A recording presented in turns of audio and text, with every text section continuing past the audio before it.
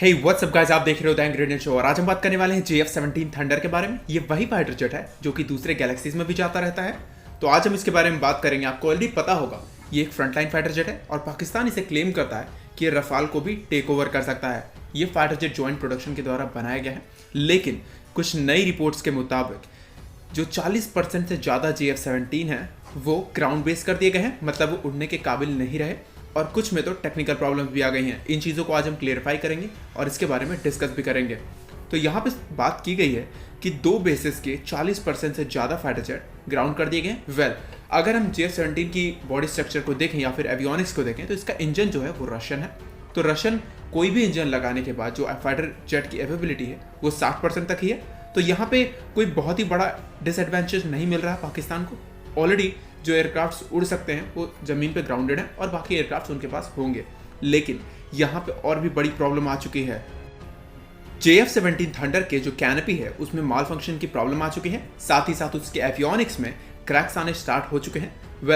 इन सभी चीज़ों का एक कंक्लूजन निकाला जा सकता है जब आप लॉन्ग टर्म तक 2004 में फाइटर जेट बनाना शुरू करते हो और 2007 में इसे इंडक्ट भी कर लेते हो। यहाँ पे डेफिनेटली पाकिस्तान के पास 150 से ज़्यादा JF-17 थंडर है। इवन वो इसे एक्सपोर्ट भी कर रहे हैं कुछ कंट्रीज़ को, लेकिन इसमें कुछ बहुत ही बड़ा फ़ायदा नहीं दिख रहा है क्योंकि फाइटर जेट बनाने में ही इतना कम टाइम लगा है और इसकी जो टेस्टिंग हुई है उसमें भी बहुत ही ज़्यादा कम टाइम लगा है।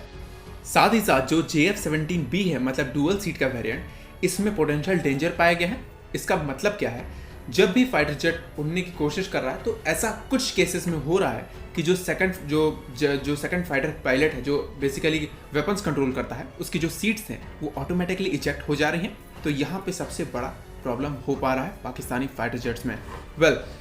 ऐसे तो चीज़ें ग्राउंड पे हैं ही, साथ ही साथ इसके फ्यूसलाज में क्रैक्स भी देखे गए हैं और साथ ही साथ लो फेसिंग स्किन होती है एयरक्राफ्ट की, वहाँ पे भी टीयरिंग देखी गई है। ये सारी चीज़ें तब होती हैं जब आपका फाइटर जेट एक हाई जी लोड को सह नहीं पाता। जैसे कि आपको ऑलरेडी पता होगा, किसी फाइटर जेट को अगर कोई हाइट पे उड़ रहा है, JF-17 के केसेस में बात करें तो ये 40,000 फीट के ऊपर की हाइट में जा सकता है। तो यहाँ पे अगर ये उस जी लोड को नहीं हासिल कर पा रहा है तो डेफिनेटली एयरक्राफ्ट का भी अपना वेट होता है और सामने से जो एयर आ रही है उसका भी अपना वेट होता है। तो उन चीज़ों से ये क्रैक्स आने स्टार्ट हो चुके हैं और ये बहुत ही ज़्यादा सीरियस इशू है और इस चीज़ को इतनी जल्दी ठीक नहीं किया जा सकता। स्ट्रेक्स एरियाज में भी इनके क्रैक्स देखने को मिले हैं, फ्यूसलाज में क्रैक्स देखने को मिले हैं, विंग्स में भी क्रैक्स देखने को मिले हैं और साथ ही साथ जो स्टंटिंग डिवाइस है वहाँ पे भी चीज़ें खराब हो चुकी हैं। ये चीज़ें तब समझ में आती हैं जब भी अगर आप किसी भी फाइटर जेट में अगर विंग्स को अटैच कर रहे हो तो जहाँ पे आपने अटैच किया हुआ है वो पार्ट ही काफ़ी ज़्यादा कमज़ोर हो चुका है, तो विंग्स अपने आप टूट के गिरने शुरू हो जाएंगे। तो ये इनके पास सबसे ज़्यादा सीरियस इशू अब समझ में आ रहा है। ये सारी चीज़ें चाइनीज़ है और आप सभी लोगों को पता है चाइनीज़ सामान की क्वालिटी क्या होती है। इवन चाइनीज़ फ़ोन्स भी एक साल बाद स्लो हो जाते हैं।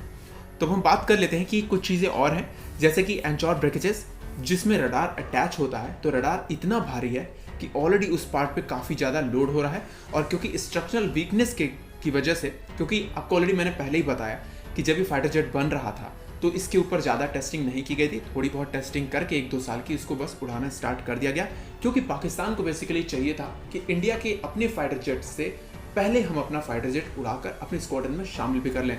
तो ये जो पॉइंट है उन्हें यहाँ दिख रहा है। भले ही क्वांटिटी की एक अलग क्वालिटी होती है, लेकिन यहाँ पे एक चीज़ और समझ में आ रही है कि अगर आपके पास क्वालिटी भी नहीं है तो आप पूरी तरीके से ज़ीरो हो। और यही सारे सेम केसेस चाइनीज़ एयरक्राफ्ट के साथ भी होने वाले हैं। और जैसा कि आप लोगों को पता होगा, हमारा जो तेजस है वो बना हुआ है कंपोजिट मटेरियल से, वहीं पे पाकिस्तान का JF-17 थंडर बना हुआ है पूरी तरीके से एल्यूमिनियम अलॉय से, जहाँ पे एल्यूमिनियम अलॉय थोड़ा कमज़ोर होता है कंपोजिट मटेरियल से और काफ़ी भारी भी होता है। तो वहीं पे एक बड़ी प्रॉब्लम आती है कि ऐसा नहीं कि एल्यूमिनियम अलॉय पूरी तरीके से कमज़ोर है, पर ये हाई ड्रैग को इतनी आसानी से सहने लायक नहीं है। अगर हम बात करें तेजस के केस में तो तेजस को डेफिनेटली बनाने में बहुत ज़्यादा टाइम लगा है। उसके लिए क्रिटिसाइज़ भी किया जाता है इंडियन और हमारे इंडियन एयरफोर्स को या फिर HAL को, लेकिन यहाँ पे अगर आप स्क्रीन पे देख पा रहे होंगे LCA तेजस का जो कंपोजिट मटेरियल है वो आज के जनरेशन के जितने भी फाइटर जेट्स हैं, इवन F-22 रैप्टर ले लो, F-35 ले लो, उनसे भी ज़्यादा स्ट्रॉन्ग है और उनसे भी ज़्यादा हल्का है। पर ये चीज़ें यहीं पे ख़त्म नहीं होती हैं। जैसा कि मैंने बताया पहले ही कि जो JF-17 है उसको बनाने में बहुत कम टाइम लगा, टेस्टिंग में भी कम टाइम लगा है।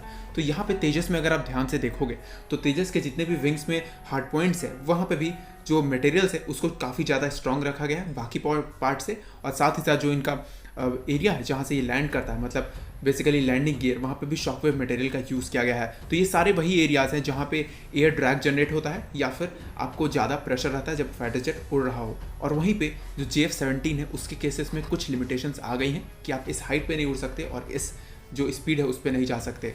तो आज के वीडियो के लिए इतना ही। अंत तक वीडियो को देखने के लिए धन्यवाद। जय हिंद।